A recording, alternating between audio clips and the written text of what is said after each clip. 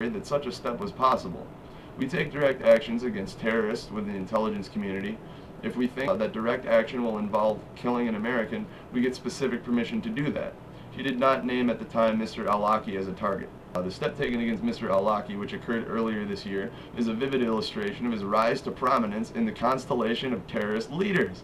But his popularity as a cleric whose lectures on Islamic scripture have a large following among English-speaking Muslims means any action against him could rebound against the United States in the larger ideological campaign against Al-Qaeda. The possibility that Mr. Awlaki might be added to the target list was reported by the LA Times in January. Now, that was the possibility that he would be added to the list. And Reuters reported that Tuesday he was approved for capture or killing. The danger Awlaki poses to this country is no longer confined to words, said an American official who, like other current and former officials interviewed for this article, spoke of the classified counterterrorism measures on the condition of anonymity. So nobody wants to get caught talking about this, by the way. He's gotten involved in plots. The official added, the United States works exactly as the American people expect, to overcome threats to their security, and this individual, through his own actions, has become one. Awlaki knows what he has done. He knows he won't be met with the handshakes and flowers. None of this should surprise anyone. As a general principle, international law permits the use of lethal force against individuals and groups that pose an imminent threat to the country. An official said that was the standard use in adding names to the list of targets.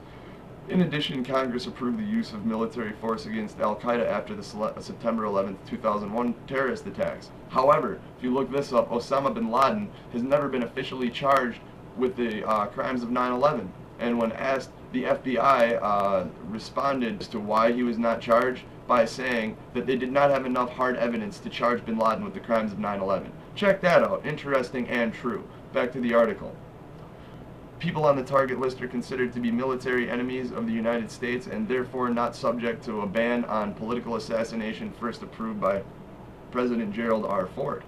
Both the CIA and the military maintain lists of terrorists linked to Al-Qaeda and its affiliates who are approved for capture or killing.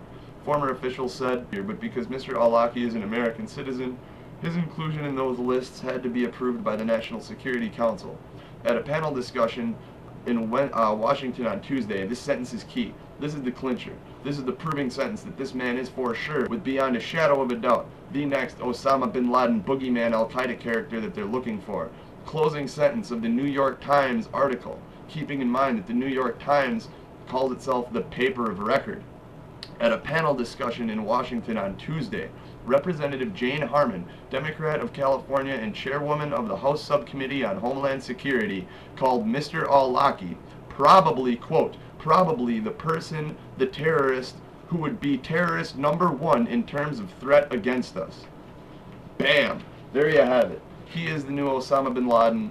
Keep watching the news. Keep Googling the name Anwar al-Awlaki. Keep up on this man. Follow everything you can. And if I remember correctly, back in January when I wrote that article, when I wrote All They Want for Christmas is an Inside Job, we had not connected Mr. al-Awlaki to Al-Qaeda. If I'm not mistaken, and I could be, but I am pretty sure that at that point in time, I had done my research and there was no definitive connection between Al-Qaeda and Anwar al-Awlaki.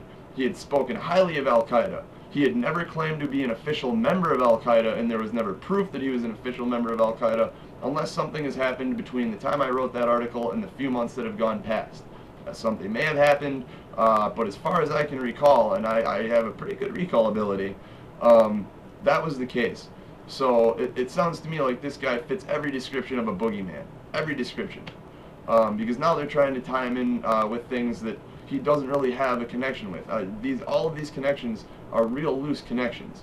As far as I can tell, Mr. Awlaki is somebody who uses words and maybe does influence things, but these are now they're claiming that he's taking the next step and actually carrying out attacks. I haven't seen any information of this. If anybody else has any information on this, email it to me. Get a hold of me at bethechange1776@gmail.com. Again, just like it sounds, BBETHE change, CHANGE 1776@gmail.com. If there's anything that needs to be corrected in any of this webcast here, get at me and let me know what's going on. I will have the corrections up as soon as I possibly can.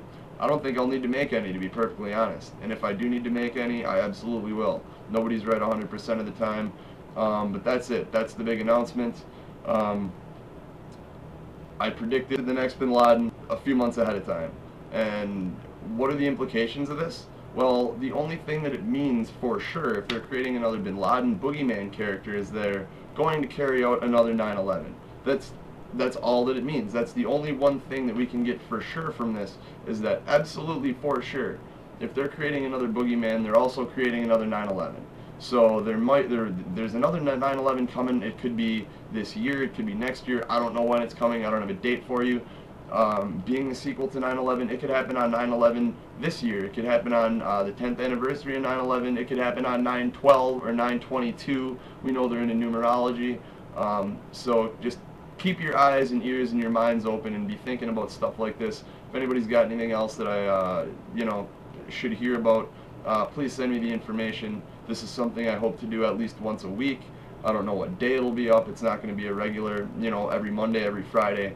I'll try to be somewhat regular with it, but up until I actually have things put together for, a better backdrop and this and that, it's not going to be, a real rigid schedule, but just keep checking back. Hopefully all of the things done about once a week.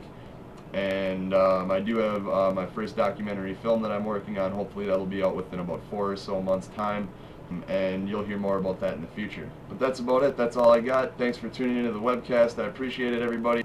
Mark Youngworth for We Are Change Oshkosh and QW Magazine.